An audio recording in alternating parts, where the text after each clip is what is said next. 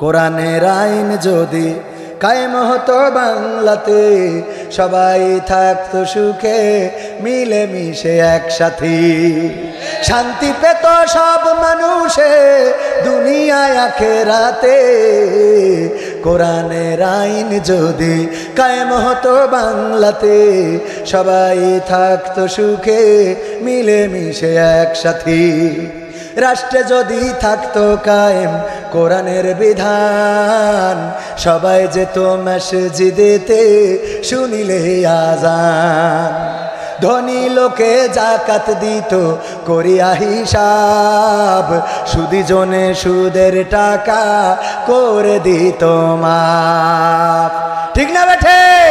রাষ্ট্রে যদি থাকতো কায়েম নামাজের বিধান, সবাই যেত মসজিদেতে শুনিলে আযান। ধনী লোকে যাকাত দিত করিয়া হিসাব, সুদি জনে সুদের টাকা করে দিত মাফ।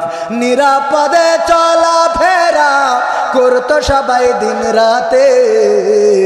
কোরআনের আইন যদি কায়েম হতো বাংলাতে, সবাই থাকতো সুখে মিলে মিশে একসাথে।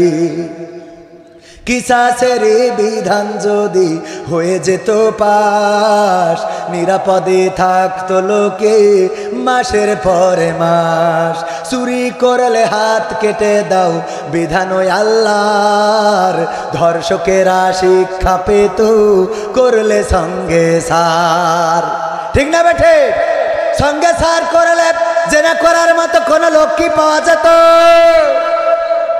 কিসাসেরই বিধান যদি হয়ে যেত পাশ, নিরাপদে থাকতো লোকে মাসের পরে মাস। চুরি করলে হাত কেটে দাও বিধান ওই আল্লাহর, ধর্ষকেরা শিক্ষা পেত করলে সঙ্গে সার। সেই আইন করিতে কায়েম, সেই আইন করিতে কায়েম, এসো হাত রাখি হাতে। কোরআনের আইন যদি কায়েম হতো বাংলাতে, সবাই থাকতো সুখে মিলে মিশে একসাথে। আমার যখন ফুরাবে দিন, আসবে গহীন রাতি। আমার যখন ফুরাবে দিন, আসবে গহীন রাতি। থেকো আল্লাহ জীবনে, থেকো আল্লাহ জীবনে, হয়ে চির সাথী। আসবে গহীন রাতি। আমার যখন ফুরাবে দিন, আসবে গহীন রাতি। জীবন নদের দুকুল জুড়ে আসলে অমানিসা, থাকবে না আর দু চোখে হায় একটু আলোর দিশা। জীবন নদের দুকুল জুড়ে আসলে অমানিসা, থাকবে না আর দু চোখে হায় একটু আলোর দিশা। সেদিন আমার, সেদিন আমার, সেদিন আমার অন্ধ চোখে তুমি থেকো বাতি। আসবে গহীন রাতি। আমার যখন ফুরাবে দিন, আসবে গহীন রাতি। আমার আমার বলে যেদিন কাউকে পাবো না, সেদিন আমার শূন্য হিয়ায় তুমি থেকো সান্ত্বনা, তুমি থেকো সান্ত্বনা। আখির আলো নিভে যেদিন মনে আলো দিয়ে, আসবে না কেউ অন্ধ চোখে একটু আলো নিয়ে। আখির আলো নিভে যেদিন হৃদয়ে আলো দিয়ে, আসবে না কেউ অন্ধ চোখে একটু আলো নিয়ে। সেদিন আমার সেদিন আমার সেদিন আমার অন্ধকারে তুমি আলোর জ্যোতি, আসবে গহীন রাতি। আমার যখন ফুরাবে দিন, আসবে গহীন রাতি।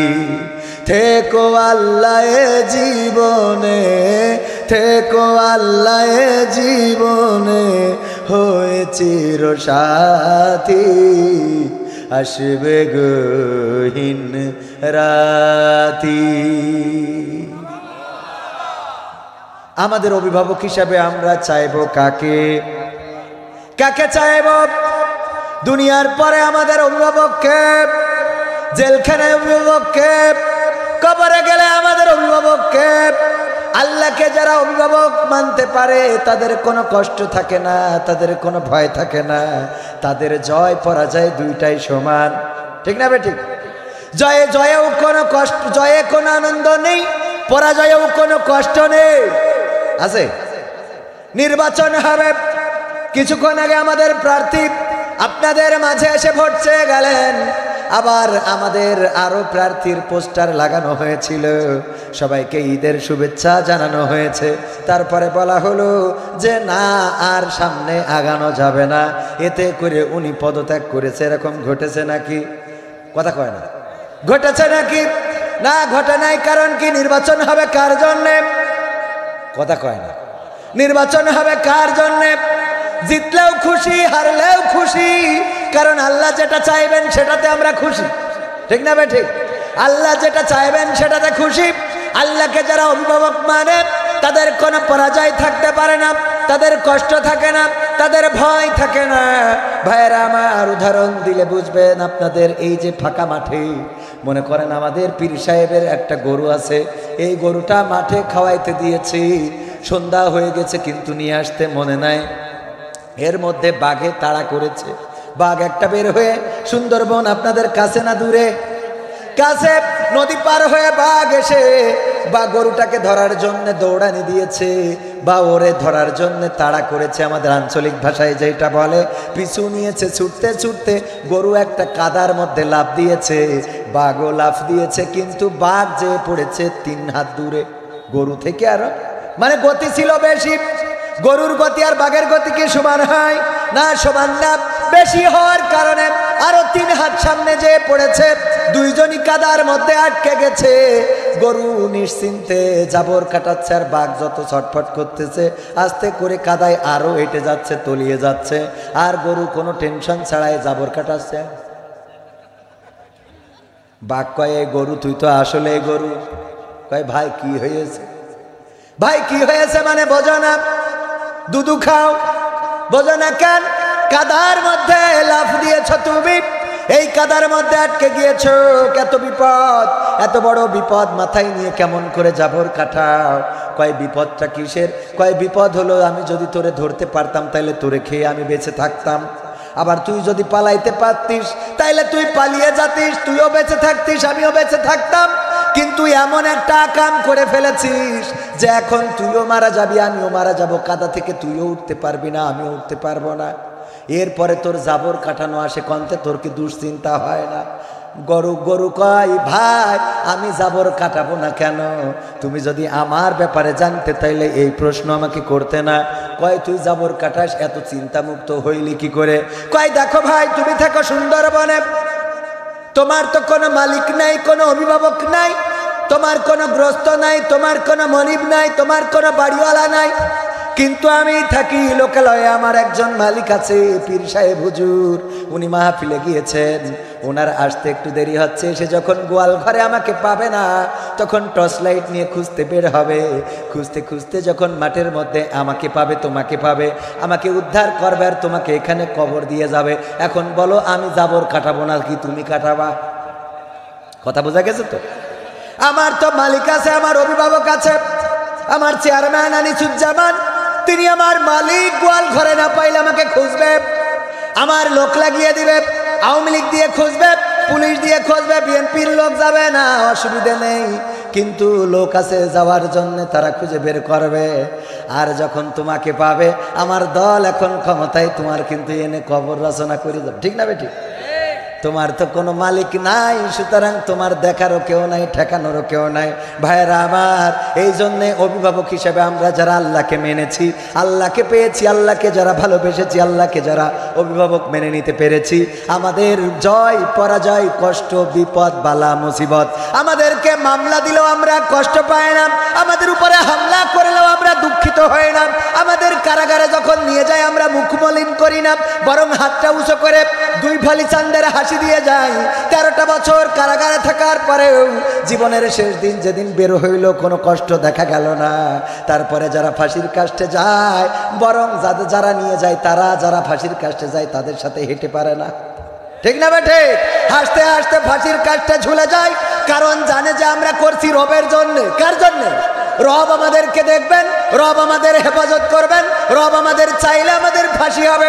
অনেক সময় দেখবেন স্ত্রীর সাথে যদি গোলমাল হয়, মারামারি হয়, যদি পিটানো শুরু করে, পীর সাহেব তো পিটাবেন না, চেয়ারম্যান হয়তো তাও এখন চেয়ারম্যান হওয়ার পরে পিটাবে না। ধরেন আপনাদের মধ্যে কেউ বউরে পিটাচ্ছে, হঠাৎ করে যদি মা এসে মাঝখানে বাধা দেয়, এই মারছিস কেন, ওর এমন করে পিটাচ্ছিস কেন, তখন মাকে বলে, মা থেমে যাও, ও যদি আমারে পিটায়ে মেরে ফেলে শান্তি পায়, মেরে ফেলুক। এরকম বলে না? মেরে ফেলে যদি শান্তি পায়, তার মানে এটা হলো ভালোবাসা, যে তোমারে এত ভালোবাসি, তারপরে তুমি আমারে মারতেছো, মারো, মেরে ফেলো, অসুবিধা নাই। একজন স্ত্রী স্বামীকে যদি এটা বলতে পারে, আমরা কি আল্লাহকে বলতে পারি না? আল্লাহ জেলখানায় দিয়েছো খুশি, আল্লাহ ফাঁসিতে ঝুলাবা খুশি। পরকালের ময়দানে তুমি আমার একটু ওই যে আর একটু বলা লাগে। অনেক সময় আছে, আগের সময় প্রেমপত্র লিখতো, চিঠিতে লিখে দিত, দেখো আমি তোমার স্ত্রী হইতে এই দাবি নিয়ে তোমার কাছে বলি না, তোমার বাড়ির ঝাড়ুদার বানাইলেও আমি খুশি। আগের সময় ছিল না? খুশি, তোমার বাড়ির ঝাড়ুদার হইতে চাই, বাড়ির ঝাড়ুদার। ভালোবাসা পাওয়ার জন্য যদি বাড়ির ঝাড়ুদার হইতে চায়, আল্লাহকে পাওয়ার জন্য মসজিদের ঝাড়ুদার হওয়ার দরকার আছে না নাই? জেলখানার ঝাড়ুদার হওয়ার দরকার আছে না নাই? ফাঁসির মঞ্চের ঝাড়ুদার হওয়ার দরকার আছে না নাই? আল্লাহ আমাদের আল্লাহকে অভিভাবক মানার তৌফিক দান করে দিক। আমরা বিপদে আপদে মুসিবতে বালা সব সময় চাইবো কাকে? আল্লাহকে যদি চাইতে পারি আর আল্লাহকে যদি পেয়ে যায়, তার আর কোনো দুঃখ নাই, কষ্ট নাই, ব্যথা নাই, সে কখনো ব্যথিত হবে না, দুঃখিত হবে না। এইটা হলো আমার আগের গানের ব্যাখ্যা। আমার আল্লামা তারেক মনোয়ার ভাই গানটা গেয়েছে, কিন্তু গরুর রচনাটা বলে নাই, আমি বলে শোনাই দিলাম। কথা কয় না, বুঝতে পারেন না? শুধু গান গাইলাম, তো গানের ব্যাখ্যাটাও করে দিলাম একেবারে। অভিভাবক হিসাবে কাকে চাই? আমার যখন ফুরাবে দিন, আসবে গহীন রাতি, থেকো আল্লাহ জীবনে হয়ে চির সাথী, আসবে গহীন রাতি। আল্লাহ সাথী হইলে আর কষ্ট আছে? মারা যাওয়ার পরে সন্তান সাথে যায় না, মারা যাওয়ার পরে স্ত্রীর সাথে যায় না, মারা যাওয়ার পরে কোন বন্ধু বান্ধব সাথে যায় না, মারা যাওয়ার পরে চেয়ারম্যান সাথে যাবে না, আবার চেয়ারম্যানের যত দলের নেতা কর্মী আছে কেউ সাথে যাবে? কেউ সাথে যাবে না। সবাই যার যার মতো করে শেষ দেখা দেখে যাবে। মাঝে মাঝে নিজে কল্পনা করি, যেদিন মারা যাব আমাকে দেখার জন্য কত মানুষ ভিড় জমাবে, আমার মুখটা কাপড়টা উল্টিয়ে দেখানো হবে। কত মানুষের কাপড়টা উল্টিয়ে দেখলাম, মুখটা খুলে দেয়, কাপড়টা উল্টিয়ে দেয়, দেখি, তারপরে আবার ঢেকে দেয়া হয়। একদিন আমাদের জীবনেও এমন একটা দিন আসবে, ওগো আমার ভাইয়েরা, ওই দিন কবে আসবে আমরা কেউ জানি নাকি? না জানি না। সেই দিনের প্রস্তুতি নেওয়ার দরকার আছে না নাই? মাঝে মাঝে মসজিদে যাবেন।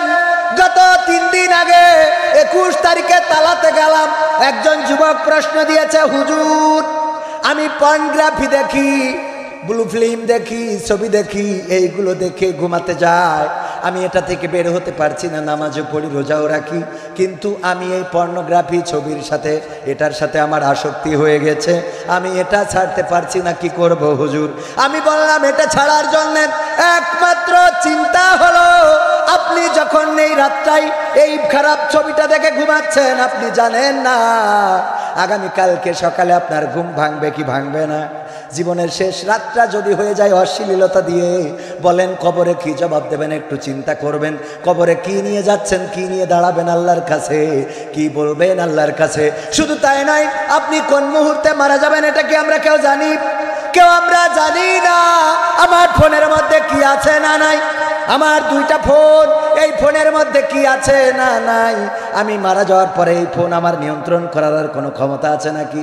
আমার আপন জনেরা যদি আমার ফোনের মধ্যে এমন কিছু থাকে যেটা আপনজন আমার স্ত্রী সন্তান দেখলে আমি লজ্জা পেয়ে যাব, এমন যদি কিছু থেকে থাকে, চিন্তা করে দেখেন মারা যাওয়ার পরে পরিবারের লোক জানলে যদি লজ্জিত হন, আল্লাহ ও তার ফেরেশতারা জানলে লজ্জিত হওয়ার দরকার আছে না নাই? কথা কয় না, আছে না নাই? লজ্জিত হওয়ার দরকার আছে।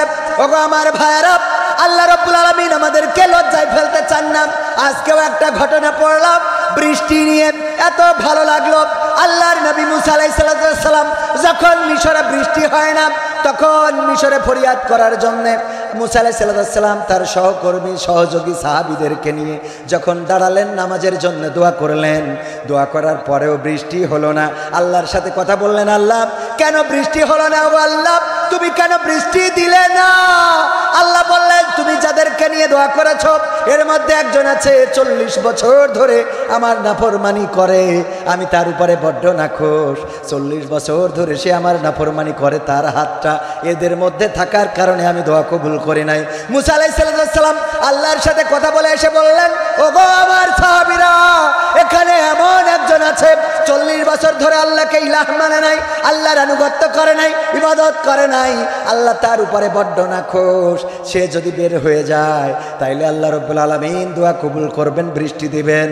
আল্লাহ রাব্বুল আলামিন আমাকে এটা জানিয়েছেন। ওই লোকটি ওই সময় আল্লাহর কাছে ফরিয়াদ করলো, ওগো আল্লাহ 40টা বছর পর্যন্ত তুমি আমাকে ক্ষমা করে দিয়েছ, আমার অপরাধ প্রকাশ করে দাও নাই, ক্ষমা করো নাই, আমার অপরাধ প্রকাশ করে দাও নাই। 40টা বছর আমি তোমার নাফরমানি করেছি, তুমি কারো সামনে আমার মুখটা উন্মিলিত করে দাও নাই। আজকে এই এতগুলো মানুষের মধ্যে থেকে যদি আমি বের হয়ে যাই, মানুষেরা জেনে ফেলবে আমি অপরাধী, আমার জন্য বৃষ্টি হচ্ছে না। তুমি তো দয়ার সাগর আল্লাহ, তুমি আমাকে ক্ষমা করে দাও। আল্লাহ রাব্বুল আলামিন তাকে ক্ষমা করে দিলেন। কিছু সময় পরে মেঘময় আকাশ হয়ে গেল, বৃষ্টি নেমে আসলো। মুসা আলাইহিস সালাম বললেন, ওগো আল্লাহ, যেই ব্যক্তিটা এখানে 40 বছর ধরে তোমার নাফরমানি করেছে সেই ব্যক্তিটা বের হয় নাই, তারপরেও তুমি বৃষ্টি দিলে কেন? আল্লাহ বলছে, দেখো আমার ওই বান্দা আমার কাছে ক্ষমা প্রার্থনা করেছে, আল্লাহ আমার কাছে বলেছে আমি যেন তার পাপাচার, সে পাপী, এটা যেন আমি উন্মুক্ত না করে দিই, এই জন্য ক্ষমা করে দিলাম, বৃষ্টিও দিয়ে দিলাম। আল্লাহর নবী বললেন, আল্লাহ ওগো আল্লাহ, ওই লোকটাকে একটু দেখার বড্ড ইচ্ছা, তুমি যদি চাও তাইলে ওই লোকটাকে আমার একটু দেখার সুযোগ করে দিতে পারো। আল্লাহ রাব্বুল আলামিন মুসাকে বললেন, ওগো মুসা, যেই লোকটা 40 বছর আমার নাফরমানি করেছে, এরপরেও আমি তার চেহারাটা কাউকে চিনাই নাই, আজকে 40 বছর পরে তওবা করে ফিরে এসেছে, আমি ওই পাপীর চেহারা তোমারে কি করে চিনাই বলো? আল্লাহু আকবার। 40 বছর নাফরমানি করেছে, তাও আমি মানুষের কাছে প্রকাশ করি নাই, আজ তো সে আমার আনুগত্য স্বীকার করেছে, এখন তোমার বলার দরকারটা কি? দেখেন আমার দয়ার সাগর আল্লাহ, আর আমরা সেই আল্লাহকে চিনি না, এমন মানুষ আছে না নাই? আমার যুবকেরা ভুল পথে চলে, এমন আছে না নাই? চলে মানে কি শুধু যুবকেরা না, আজকে দেখলাম ঢাকা ভার্সিটিতে ইস্তিসকার নামাজ আদায় করবে, তার জন্য অনুমতি দেয়া হয়। দেখেছেন আপনারা? ঢাকা ভার্সিটিতে ইস্তিসকার নামাজ পড়বে যেন বৃষ্টি হয়, তার অনুমতি দেয়া হয় নাই। এই মুসলিম অধ্যুষিত বাংলাদেশে নামাজ পড়ার অনুমতি দেয়া হয় নাই। ঢাকা ভার্সিটিতে ইফতার মাহফিলকে কেন্দ্র করে আমার ছাত্রদেরকে পিটানো হয়েছে, মারা হয়েছে, রক্তাক্ত করা হয়েছে, হাসপাতালে পাঠানো হয়েছে। ওগো আমার ভাইয়েরা, অথচ ওইখানে রং মেখে হোলি খেলা করে, ওই হিন্দুদের হোলিডে আমাদের মুসলমানরা পালন করে, রোজার মাসে করেছে, বন্ধ করা হয় নাই। সবাই জোরে জোরে বলেন সুবহানাল্লাহ। নাউজুবিল্লাহ। আমার ভুল হয় আছে, আমার ভুল হয় আছে। কি হবে? নাউজুবিল্লাহ। অনেকেই সুবহানাল্লাহ বলে, এরা মাসে না নাই। আমার একবার অ্যাডভোকেট গাজী এনামুল হক নাম শুনেছেন আপনারা? শুনেছেন না? আগে ওয়াজ করে বেড়াতেন, এখন ঠিক মতো সময় পান না, অসুস্থ মানুষ। অ্যাডভোকেট গাজী এনামুল হক উনি একদিন এক মাহফিলে বললেন, আমি পরীক্ষা করতে চাই, পরীক্ষা নিতে চাই, দেখব পরীক্ষায় কারা জেতে কারা হারে, কারা পাশ করে কারা ফেল করে। সেই পরীক্ষায় আমি ছিলাম ওই মাহফিলের শ্রোতা। ছোটবেলায় আমি ব্যক্তিগতভাবেও সেখানে ফেল করেছিলাম। মানে নেবো একটা পরীক্ষা, নেব আপনাদের পরীক্ষা নেব। হ্যাঁ, একসাথে মাহফিল করেছে এই যে শ্রোতা বাজন অ্যাডভোকেট এনাম ভাই ওই পর্যায়ে পৌঁছে গিয়েছেন। আবার মুহতারাম আমার আব্বা বেঁচে থাকলে হয়তো এরকম বয়সেই পৌঁছাতেন, অথবা আরো বৃদ্ধ হয়ে যেতেন। এরকম 22 বছর চলে গেল। ওগো আমার ভাইরা, একজন ব্যক্তি মারা গেল, তারপরে মুনকার নাকির আসলো সওয়াল জবাব করার জন্য। এরপরে আর ফিরে গেল না, পাওয়া যাচ্ছে না। হঠাৎ করে আরো মানুষ মারা গেল, তাদের কবরে সওয়াল জবাব করতে যাবে, কিন্তু মুনকার নাকিরকে পাওয়া যাচ্ছে না। আল্লাহ পেরেশান হয়ে গেল। আহারে, মুনকার নাকির কোথায় চলে গেল, কোথায় হারিয়ে গেল? ফেরেশতাদেরকে পাঠালো, যাও খুঁজে বের করো। খুঁজে খুঁজে কোথাও পায় না। সারা মুল্লুক বাংলাদেশে আসলো, আমেরিকায় গেল, মিশরে গেল, থাইল্যান্ডে গেল, ফিলিস্তিন গেল, ফিলিপাইন গেল, পাওয়া যাচ্ছে না। খুঁজতে খুঁজতে পেরেশান। আল্লাহর কাছে যেয়ে বলল, আল্লাহ মুনকার নাকিরকে তো পায় না। আল্লাহ কয়, তাইলে আমার এখন কি হবে? চারিদিকে কত মানুষ মারা গেছে, কবরে ওদের কিরা জিজ্ঞেস করবে? মান রব্বুকা ওয়া মান দীনুকা ওয়া মান নাবিয়ুকা, ভালো করে খোঁজো, সার্চ লাইট দিয়ে খোঁজো, ভালো করে দেখো স্যাটেলাইটে পাওয়া যায় কিনা। খুঁজে খুঁজে দেখে যে পাওয়া গেছে আব্দুল কাদের জিলানী রহমাতুল্লাহ আলাইহির কবরে পিঠমুড়া দিয়ে মুনকার নাকিরের বাইন্দে রেখেছে। বাইন্দে রাখার পরে মুনকার নাকির ওই জায়গায় বান্ধা চলে গেল। ফেরেশতারা আল্লাহ আব্দুল কাদের জিলানীর কবরে মুনকার নাকিরকে বাইন্দে রেখেছে পিঠমুড়া দিয়ে। কয় বাইন্দে রেখেছে, শিগগিরই যাই জিজ্ঞেস করো অপরাধটা কি, তার ছাড়ানোর ব্যবস্থা করো। তা না হইলে এত বিশ্বাস, এত কবর, এই কবরগুলোতে কিডা যেয়ে ওদের খবর নেবে? মান রব্বুকা ওয়া মান দীনুকা ওয়া মান নাবিয়ুকা, কিডা জিজ্ঞেস করবে? আমি তো বিপদে পড়ে গেলাম। ফেরেশতারা এসে বলছে, ও আব্দুল কাদের জিলানী, কি এমন অপরাধ ওই ফেরেশতাদের কি ছেড়ে দেওয়া যায় না? বলছে, ছাড়বো কি করে? ওরা আমার কবরে এসে আমার সালাম দেয় নাই। কত বড় বেকায়দা অবস্থা! কয়টা তো বেকায়দা। আল্লাহ যাইয়ে বলল, আল্লাহ সালাম দেয় নাই, অপরাধ তো করে ফেলেছে। আব্দুল কাদের জিলানীর কবরে সালাম দেয় নাই, এই জন্যই বাইন্দে রেখেছে। এখন কি করা যায়? আল্লাহ বলছে, তোমরা যাইয়ে বলো আব্দুল কাদের জিলানী কি শর্তে মুক্তি দেবে। যদি নিঃশর্ত ভাবে মুক্তি দেয় দিল, যদি কোনো শর্ত জুড়ে দেয় তাইলে আমার এসে বইল। তারপরে ফেরেশতারা যাইয়ে বলছে, আব্দুল কাদের জিলানী মুক্তি কি দেওয়া যায়? কয় না, বিনা শর্তে মুক্তি দেব না। শর্তটা কি? শর্ত হলো এই বাগদাদে যত কবরবাসী আছে আর কিয়ামত পর্যন্ত যত কবরবাসী আসবে সবাইকে ক্ষমা করে দিতে হবে। ফেরেশতারা যেয়ে বলল যে এই শর্ত দিয়েছে আব্দুল কাদের জিলানী রহমাতুল্লাহ আলাইহি, এখন কি করা যায়? বলতেছে যে আল্লাহ রাব্বুল আলামিন তখন আব্দুল কাদের জিলানীকে ডাক দিয়ে বলতেছে, ইয়া আব্দুল কাদের জিলানী, তুমি তো বড্ড ভুল করে ফেলেছো। তুমি আমার আজকে যে বিপদে ফেলেছিলে, তুমি যদি আমার বলতে যে শুধুমাত্র বাগদাদ না, শুধুমাত্র ইরাক না, তুমি যদি গোটা পৃথিবীর সকল কবরকে আর কিয়ামত পর্যন্ত যত কবর হবে সব যদি ক্ষমা করে দিতে বলতে, তাইলে আমি আজ যে বিপদে পড়ে গেছি ক্ষমা করে দিতাম। তবে তুমি যেহেতু বাগদাদের মানুষের ক্ষমা চাইছাও, সবাইকে ক্ষমা করে দিলাম। সবাই জোরে জোরে বলেন সুবহানাল্লাহ। এবার সুবহানাল্লাহ বলেছেন কারা কারা? হাত উঁচু করেন। সুবহানাল্লাহ বলেছেন কারা কারা? হাত নামান। নাউজুবিল্লাহ বলেছেন কারা কারা? নাউজুবিল্লাহ। পাস না ফেল কোনটা? হাত উঁচু করেন যারা সুবহানাল্লাহ। সুবহানাল্লাহর একটু জোরে হাত উঁচু করেন। এই হইল সুবহানাল্লাহ। আর নাউজুবিল্লাহ যারা, তারা এই সবাই একজন দুইবার করে হাত উঁচু করছে। যদি সত্য না হয় তাহলে মিথ্যা। তবে যাই হোক, সুবহানাল্লাহ যারা বলেছেন সবাই ডাইরেক্ট ফেল করেছে। এইভাবে কায়দা করে ওয়াজ করলে সুবহানাল্লাহ কোথায় পড়তে হয়, নাউজুবিল্লাহ কোথায় পড়তে হয়, এইটাও আমরা ওয়াজে শিখি নাই। ভাইরা আমার, হুজুর সুর দিয়ে বললেই মনে হয় ওরে আল্লাহ, মনে হয় কোরআনের কথা। কথা কয় না? আমি সুর দিয়ে বললাম বলেই এই কথাগুলোই বলে। মাজার পূজারি, পীর পূজারি, ভণ্ডরা এই জাতীয় কথা বলে আপনার আমার ঈমান হরণ করে। আল্লাহকে বেকায়দায় ফেলানোর মতো কোন বান্দা আল্লাহর জমিনে আজও নাজিল হয় নাই। আল্লাহকে বেকায়দায় ফেলে, বিশ্বাস করা যায়? নাউজুবিল্লাহ পড়তে যারা পারেন নাই, বিবেকের কাছে প্রশ্ন করেন। নবী মুহাম্মাদের থেকে আব্দুল কাদের জিলানী বড় নাকি? মুসা আলাইহিসসালাম, ঈসা আলাইহিসসালাম অন্যান্য নবীদের থেকে বড় নাকি? না, অন্যান্য নবীদের থেকে বড় নয় আব্দুল কাদের জিলানী। আমরা তাকে ভালোবাসি। তিনি অবশ্যই একজন আলেম ছিলেন, একজন আল্লাহর ওলি ছিলেন, আল্লাহওয়ালা লোক ছিলেন। তাকে ধোকা দেওয়ার জন্য উনি আসলে উনার ব্যাপারে যেই কথাগুলো ইতিহাস বানানো হয়েছে ওই কথাগুলো উনার বাস্তবতার সাথে নাই। উনার কাছে একবার শয়তান গেল, যাওয়ার পরে শয়তান তারা তারা জামা গায়ে দিয়ে খুব ঝিলমিলে টুপি পরে যাই এখানে চন্দ্র খচিত যাই বলছে, আসসালামু আলাইকুম ইয়া আব্দুল কাদের জিলানী। বলছে, ওয়ালাইকুম আসসালাম, কে তুমি? আমি জিব্রাইল। ওরে বাবা, তুমি জিব্রাইল, কোথা থেকে এসেছো? আসমান থেকে আসলাম, আল্লাহ আমাকে পাঠিয়েছেন। কেন পাঠাইছে? আল্লাহ পাঠাইছে যে তুমি এত বড় পরহেজগার, এত ইবাদত বন্দেগি করো তুমি, আল্লাহ তোমার পরে সন্তুষ্ট হয়ে আমাকে নবীদের কাছে পাঠাতো আর তোমার কাছে পাঠাতো। ওদের কাছে পড়ি কেন? এটা একটা ষড়যন্ত্র। আমরা কোরআনের আয়াতটা ওখানে লাগাইলাম, অথচ জানি না এই আয়াতটা কাদের জন্য নাজিল হয়েছে, কিসের জন্য নাজিল হয়েছে। ভাইয়েরা আমার, এই কথাটা বলেছিলেন মুসা আলাইহিস সালাম ফেরাউনকে, এবং বলিয়েছিলেন কি? কার বলেছে? কার বলেছে?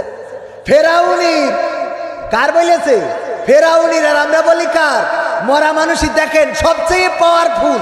কেমন পাওয়ারফুল? ওই যে অনেকেই চলে যাচ্ছে, দু একজন দাঁড়ানো মানুষ। কি নেটওয়ার্কে ডিস্টার্ব হয়ে গেছে? হ্যাঁ, না 12টা বেজে গেছে মনে হয়। ও এই জন্যে 12টা বেজে গেছে। অনেকের অনেক কাজ আছে। সঙ্গীত শোনাবো লাস্টে কয়েকটা, আর অল্প সময় নেব, শোনাই তারপরে চলে যাবো। অনেকেই আসে আমার কাছে আবার সঙ্গীত শোনার জন্য, ঠিক না? দু একজন, হ্যাঁ আমার পীর সাহেব ভালো কথা বলেছে, দু একজন তো যাবেই।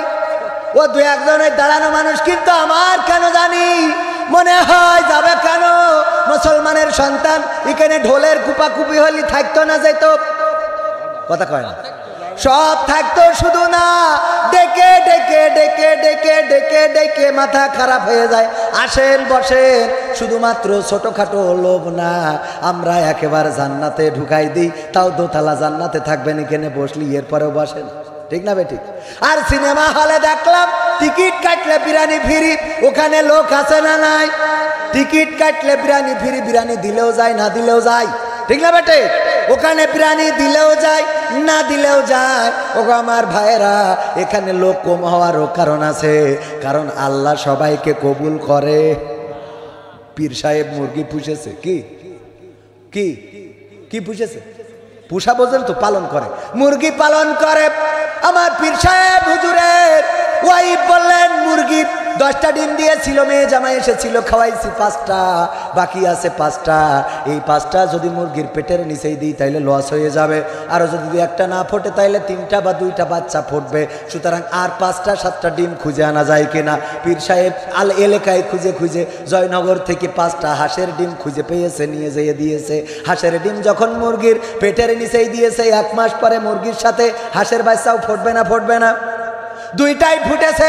ফুটার পরে মুরগি ওয়াজ করতেছে, বাবা আমার বাচ্চারা শোনো, তোমরা দূরে যাবা না, কাদা মাখবা না, পানিতে ভিজবা না, কুয়াশা লাগাবা না, আমার কাছে কাছে থাকবা। এই কথা বলে মুরগি যখন নিয়ে বেড়াচ্ছে, মুরগির বাচ্চাগুলো কোলের কাছে থাকে, কিন্তু হাঁসের বাচ্চাগুলো খালি যেই দিকে পানি ওই দিকে টান মারে।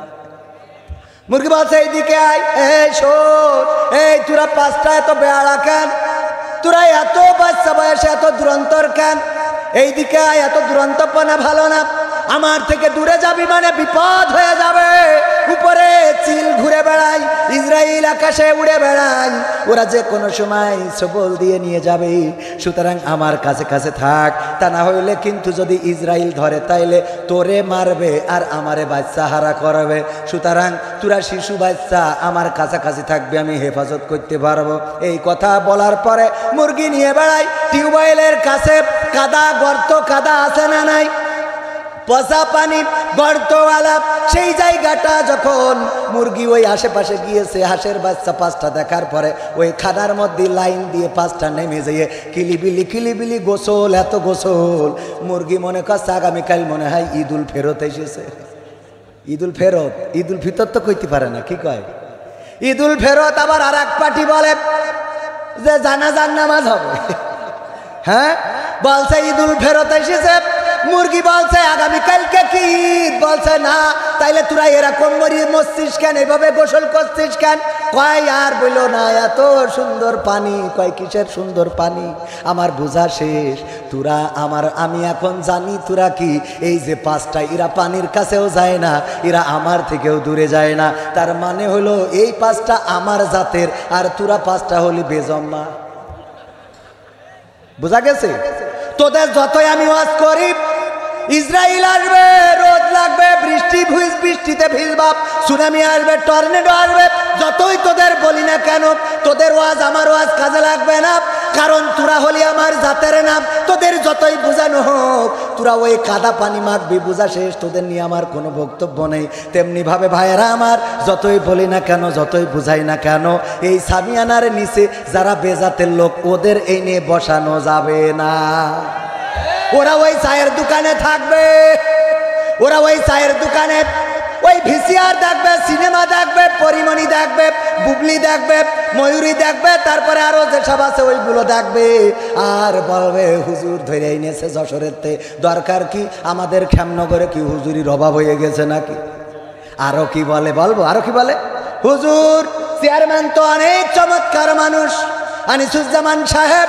ইতিপূর্বে আমি ওনার সাথে সাক্ষাৎ করে দেখেছি, ইসলামের জন্যে, কোরআনের জন্যে, ভালোর জন্যে ওনার ভূমিকা রয়েছে। ভাইরা আমার, কিন্তু অনেক জায়গায় গেলে চেয়ারম্যান আছে এমন, আবার কিছু নেতাগুতা আছে আমাদের বলে, হুজুর সময়টা তো বড্ড খারাপ, আপনি তো ভাই সব জানেন, বুঝে শুনে কথা বলে ওয়াজের রীতি টানেন, উস্কানি ফুসকানি মূলক বলবেন না কোনো কথা, এই মঞ্চে রাজনীতি ভাই করবেন না অযথা। আমরাও ভাই কোরআন জানি, মানি মোটামুটি, ঝামেলাতে থাকি মাঝে মাঝে নিয়ে ভোটা ভুটি। মক্তবেতে শিখেছিলাম আলিফ বা তা সা, কোরআন হাদিস মোটেও জানি না, এমন কিন্তু না।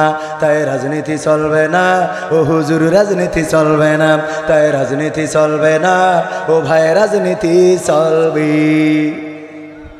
এবার বলছে, হুজুর শোনেন, এই ওয়াজ আমি অনেক জায়গায় গিয়েছি, অনেক ওয়াজ শুনেছি, আবার এই গ্রামেও হয়েছে। ইতিপূর্বে বক্তা নিয়ে আইলাম ঢাকাতে, আমি বললাম তাতে কি? বলছে, অমুক হুজুর ওয়াজ করিল কত মধুর সুর, কবরেতে গেলে পাবো ৭০,০০০ হুর। এমন ওয়াজ আছে না নাই? এমন ওয়াজ করলে কোনোদিন হাতে হাত করা, পায়ে ডান্ডা বেড়ি কি লাগবে? ফাঁসির কাষ্ট আরো দূরে, জেলখানায়ও যাওয়া লাগবে না, বড় মাঝে মাঝে জামায় আপ্যায়ন পাওয়া যাবে। ঠিক না বেঠে? অমুক হুজুর ওয়াজ করে কত মধুর সুর, কবরেতে গেলে পাবো ৭০,০০০ হুর। অনেক দোয়া আছে পড়লে কোটিতে সওয়াব, সারা জীবন পাপ করিলেও পেয়ে যাব মাপ। বাপ দাদারে নাজাত দিতে করেছি ৪০, আমার বেলায় ৪টে এইরে গোয়াল ঘরে পুষা। হ্যাঁ, আমি ও ভাই কিছুটা জানি, মানি না তা না, ছোটবেলায় শিখেছিলাম আলিফ বা তা সা। তাই রাজনীতি চলবে না, ও হুজুর রাজনীতি চলবে না, তাই রাজনীতি চলবে না, ও ভাই রাজনীতি চলবে। এরপর বলছে, হুজুর শোনেন, আপনি মনে করছেন আমরা ইসলাম জানি নে, মানি নে, না জানি, মানি। আমি বললাম কি কি মানেন? বলছে, হুজুর মিলাদ করি, কিয়াম করি, যাই বাবার মাজারে, হয়তো একটু বিড়ি টানি শ্যামনগরের বাজারে। আল্লাহর ওলি আছে না নাই? মিলাদ করি, কিয়াম করি, যাই বাবার মাজারে, হয়তো একটু বিড়ি টানি শ্যামনগরের বাজারে। ফজর নামাজ হয় না পড়া, থাকি তখন নিদে, কিন্তু হুজুর বিশ্বাস করেন, আল্লাহর কসম হয় না কাজা নামাজটা ২ ঈদে। আল্লাহর ওলি আছে না নাই? ঈদের নামাজ কাজা তো হয় না, আবার ঈদের নামাজের জামাত কটাই হবে? আমার ছেলে নিয়ে বসে আছি টেলিভিশনের সামনে, বলছে আগামীকাল ঈদুল আজহার জানাজার নামাজ 9টার সময় হবে। আমার ছেলে বলছে আব্বা তাহলে কি হইল? আমি বললাম ঈদুল আজহা মরি শেষ, ও মরি গেছে। ছেলে কাঁদছে, তাহলে এখন নতুন জামার কি হবে? আমি বললাম একটা ঈদ এখনো আছে, 1 বছর পরে রোজা রেখে তারপরে ওই সময় পয়সা নেই, কারণ একটা তো মরা শেষ আর একটা বাকি। এইবার আবার সেই ঈদটাকে কেন্দ্র করে বলছে ঈদুল ফেরত এসেছে, মানে মরে গেল ও ফেরত এসেছে। বুঝা গেছে? কেমন ভাল লাগে কোন হুজুর, মিলাদ করি কিয়াম করি যাই বাবার মাজারে, হয়তো একটু বিড়ি টানি শ্যামনগরের বাজারে, ফজর নামাজ হয় না পড়া থাকি তখন নিদে, আল্লাহর কসম হয় না কাজা নামাজটা 2 ঈদে, নিয়মিত চেষ্টা করি পড়তে জুম্মা নামাজ, সেদিন শুধু হয় না পড়া যেদিন থাকে কাজ, 3টা জুম্মা করলে কাজা মুসলিম থাকে না, এই হাদিসটা ভালো করে আমার আছে জানা, তাই রাজনীতি চলবে না ও হুজুর, রাজনীতি চলবে না, তাই রাজনীতি চলবে না ও ভাই, রাজনীতি চলবে। আমরা এরপরে বলছে হুজুর এখনো আছে। আমি বললাম কি? বলছে এই যে পবিত্র কোরআন শরীফ, এ আমি পড়ি না পড়ি আমার সকাল হয় না, সকালে উঠে আগে যাই নামাজ খুঁজি নামাজের জন্য, নামাজ পড়ে তারপরে কোরআন তেলাওয়াত করি গো, এ মাথা ও মাথা পড়লাম। আমি বললাম তাই কি? বলছে আমি পড়েছি, আমার শাশুড়ি পড়িয়েছে, শ্বশুরও পড়িয়েছে, আবার সেদিন আমার শালি আইলো বেড়াতি, ও পড়ছিল আমি তাকাইছিলাম, তা তো থাকবে, ও পড়ছিল তাকাইছিল। তারপরেও আমি এখনো এই কোরআনে জিহাদ মিহাদ কোথায় আছে দেখিনি কোনখানে, দরগা পীরের মাজার আমার অনেক বেশি টান গো বাবা, অনেক বেশি টান। আছে না নাই? কোরআনে জিহাদের কথা কি আছে? আল্লাহর ওলি পায় নাই, কেন পায় নাই? হ্যাঁ, ওরে বাবা পড়িয়েছে, পড়ার পরেও পায় না। আমার পীর সাহেব হুজুর, উনি শ্যামনগর বাজারে একটা মুদিখানার দোকান দিয়েছে, রোজার মাসে অনেক ভিড়। চিন্তা করলো হুজুরকে তো একটু বুদ্ধি বেশি থাকে না কম থাকে? বেশি। হুজুররা কেমন বুদ্ধি, এক হুজুর নাকি জেন সাধন করিয়েছে, জেন সাধন করিয়েছে যেন কাজ আগায় নিতে পারে, ওর কাজ যেন বেতন দেনা করতে হয়, তাই এই জন্যই সূরা কিরাত পড়িয়ে যা করে পারে একটা জেন তার বশ করিয়েছে। জেনও এসে কয় কি করবো, কয়ে মাঠে ধান কাটতে হবে, যা ধান কেটে গিয়েছে, এসে বলছে তাড়াতাড়ি কাজ দাও, কাজের জেন, মানে ওর কাজ না দিলেই ভালো লাগে না। বলছে তো এখন যা ধানগুলো বেঁধায় বাঁধতেছে, কয় এবার ঝাড়িয়ায় ঝাড়া ছাড়া আসে, এরপরে কি করবো, কয় ধান এখন তো আর কাজ নেই, গুলাই ভরিয়েছে, এরপরে কি করবো, কয় এখন কাজ নেই আপাতত বসে থাক, কয় না বসে থাকবো না, তুমি আমার বশ করেছাও কাজের জন্য, কাজ দিবা নাই তোমার ঘাড় মটকাইতে চলে যাবে। হুজুর দেখছে তো বেকায়দা, এত কাজ কনে পাবো, আমার যা কাজ তো করা শেষ। হঠাৎ করে তাকায় দেখে গুলা আছেন, গুলা ওই যে ধান রাখে, আপনারা কি বলেন, হ্যাঁ গোলাপ, এই গোলা আগে ছিল এখন থাকে না, কারণ এখন মানুষ এত দিনা, এত ফ্রিজ কিনতে হয়, টিভি কিনতে হয়, যে ওই ধান গুলাই রাখবে কেউ বেঁচে তো ফ্রিজের টাকাও শোধ হয় না, ঠিক না বে ঠিক? আর বাকি নিলি মাসে মাসে কিস্তি, ওখানে আছে না নাই? কি আছে? হ্যাঁ, ও শিক্ষিত শ্রোতা, ওই এনে সুদ আছে, কি আছে? সুদ। আমার ভাইরা ওদিক না গেলাম, এরপরে বলছে যে গুলার নিচেই দেখে কি একটা কুকুর শুয়ে, বলছে দেখ তোর কাজ হলো আমার এই বাড়ির কুত্তাটা যখন কাজ দেব কাজ করবি, আর যখন কাজ থাকবে না ওই কুত্তার লেজটা টেনে সোজা করবি। বুদ্ধি আছে না নাই? কুত্তার লেজ টানে বসে, আবার যখন কাজের টাইম হয় বলে ওই জায়গায় যে ওই কাজটা করে আয়, ও কাজ শেষ করে এসে দেখে যে কুত্তার লেজ আবার জাগায়, ও যতই ওটানু কাজ কি হয়। ভাইরা আমার এই বুদ্ধি করে উনি লোক খাটাবে না, এই জন্য দেখলে একটা লোক রাখলে এখন ঈদের সময় টাকা মেলা বেতন দিতে হবে, একটা ময়না পাখি কিনে বাড়ি বেগমের বলেছে, বেগম ওর ভাষা শিখাবা, কি শিখাবা, ও যেন বলতে পারে যে লাইন দাও এক এক করে এইসো, লাইন দাও এক এক করে এইসো, তার মানে লোকের ভিড় হবে, ওই খাঁচাটা টানায় রাখবে, পাখি বলবে লাইন দাও এক এক করে এইসো, লাইন দাও এক এক করে এইসো। বোঝেন তো কথাগুলো, বোঝেন না? যশোরের ভাষা সাতক্ষীরার মানুষের বুঝতে তো অসুবিধা হয়। এখন এই ঈদের সময় যেয়ে নিয়ে যেয়ে ওইটা লাগাই দিয়েছে, খাঁচার মধ্যে থাকে, ঈদের দোকানে ভিড় খুব, সবাই সেমাই চিনি কিনতেছে, আর ভিড় হওয়ার কারণে পাখি বলতেছে লাইন দাও এক এক করে এসো, লাইন দাও এক এক করে এসো, লাইন দাও এক এক করে এসো। এখন লাইন দিয়ে দিয়ে সবাই বলতেছে, পাখি দেখো বলে লাইন দাও এক এক করে এসো, তোমরা সবাই লাইন দাও। লাইন দিয়ে এক এক করে আসছে। হুজুর তো দেখছে পীর সাহেব যে আরে আল্লাহ আমার বুদ্ধি কাজে লেগে গেছে, এই পাখিটা না কিনলি আমার প্রতি মাসে কত হাজার টাকা করে বেতন যেত। সীমাই ছিল গত বছরের ডেট এক্সপায়ার। ঈদকে কেন্দ্র করে সেগুলো সব কালি তুলে বেঁচে দিয়েছে। ওইগুলো খাওয়ার পরে ঈদের দিন নামাজ পড়ে এসে সবাই টয়লেটে গেছে আর এসেছে, যাওয়ার আশা যাওয়ার আশা। এই যখন অবস্থা, ঈদের 2 দিন পরে সুস্থ হয়ে যেয়ে পীর সাহেবের কাছে, আপনি পীর হন যা হন কোনো খাতের হবে না, আপনি এই সীমায় আমাদের খাওয়ালেন কেন? কইয়ে পীর সাহেবের অমনি উদম পাদম শুরু করেছে। এই যখন মারা শুরু করেছে, লোকের জড়ো হয়ে গেছে মারার জন্যে। পাখিটা চিৎকার করে বলছে লাইন দাও এক এক করে এইসো, লাইন দাও এক এক করে এইসো, লাইন দাও এক এক করে এইসো। বলেন যদি এইভাবে লাইন দিয়ে এক এক করে আসে, আমার পীর সাহেবের আগামী মাহফিলে কি আর পাওয়া যাবে? ওই শ্যামনগরেতে কাপড়ের কাপড় সাথে করে নিয়ে বাড়ি আসা লাগবে রে।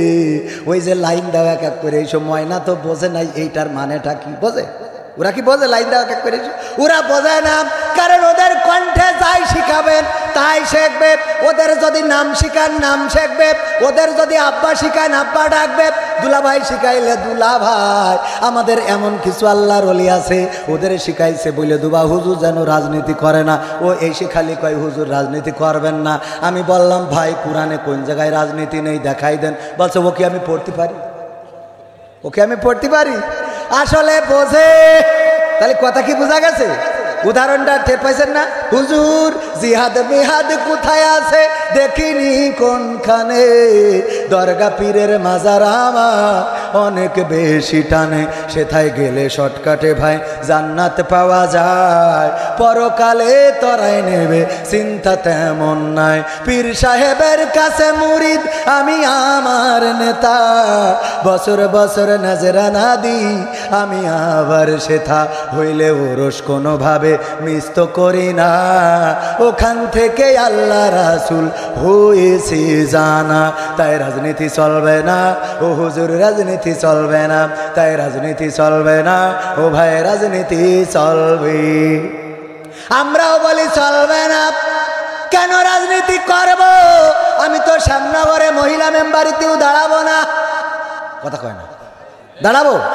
আমাকে মহিলা মেম্বারিতে যদি দাঁড়াই কেউ ভোট দেবেন না দেবেন না, তাইলে আমার রাজনীতি করার দরকারটা কি? না, রাজনীতি করব না, কিন্তু কোরআনের নীতির কথা বলবো, এটাতে বাধা দেয়া যাবে। কোরআনের আইন যদি কায়েম হতো বাংলাতে, সবাই থাকতো সুখে মিলে মিশে একসাথে, শান্তি পেত সব মানুষে দুনিয়ায় আখেরাতে। কোরআনের আইন যদি কায়েম হতো বাংলাতে, সবাই থাকতো সুখে মিলে মিশে একসাথে, রাষ্ট্রে যদি থাকতো কায়েম কোরআনের বিধান, সবাই যেত মসজিদেতে শুনিলে আযান, ধনী লোকে জাকাত দিত করিয়া হিসাব, সুদি জনে সুদের টাকা করে দিত মাফ। ঠিক না বেঠে? রাষ্ট্রে যদি থাকতো কায়েম নামাজের বিধান, সবাই যেত মসজিদেতে শুনিলে আযান, ধনী লোকে জাকাত দিত করিয়া হিসাব, সুদি জনে সুদের টাকা করে দিত মাফ, নিরাপদে চলাফেরা করতো সবাই দিন রাতে।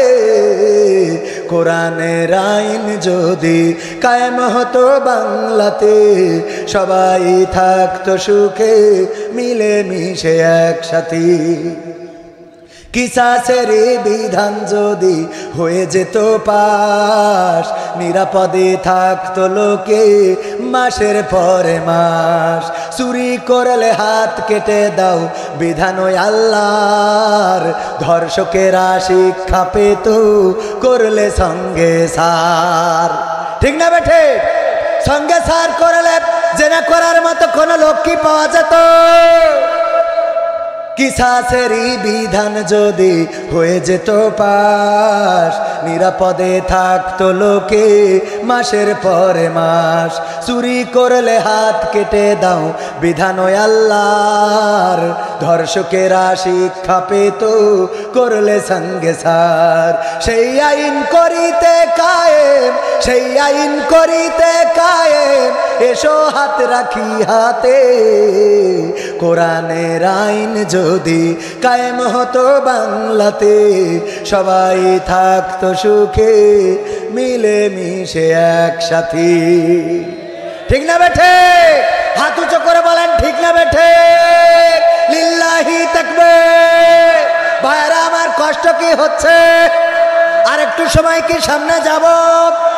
ওই যে আমরা পবিত্র কোরআনের সূরা তাহার 55 নম্বর আয়াতটা কেন কবরের কাছে পড়ি, ওই কবরের কাছে কেন পড়বো না সেটা জানার দরকার আছে না? কোন জায়গায় পড়তে হবে জানার দরকার আছে না নাই? যদি আপনি না জানতে পারেন গো রে, তাইলে কিন্তু বিপদে পড়ে যাবেন আমার ভাইয়েরা। ওই যে যেমন আজান হইলে ইফতার করে, কিন্তু আজান হওয়ার প্রথম বাক্য কি? এখন যদি কেউ বলে আল্লাহু লা ইলাহা ইল্লাহু, হ্যাঁ, আর অমনি যেই আল্লাহ বলে চিৎকার করেছে, ঢক ঢক করে পীর সাহেব পানি মেরিয়ে দিলে বলেন ইফতার হবে নাকি? রোজাটা হবে? হবে? আল্লাহু আকবার বলে নাই কিন্তু, লা ইলাহা ওখানে চলে গেল। ভাইয়েরা আমার, এমনি আপনি আল্লাহ শুনে মনে করলেন মসজিদ ইমাম সাহেব মনে আজান শুরু করে দিয়েছে, আর আপনি ইফতার করলেন, তার মানে রোজাটার তেশ মারা শেষ। ঠিক না বেঠে? এই জন্য আগার সময় টাইম জ্ঞান থাকার দরকার আছে না নাই? যদি বদবুদ্ধি না থাকে, অনেকে স্ত্রীকে তালাক দেয়।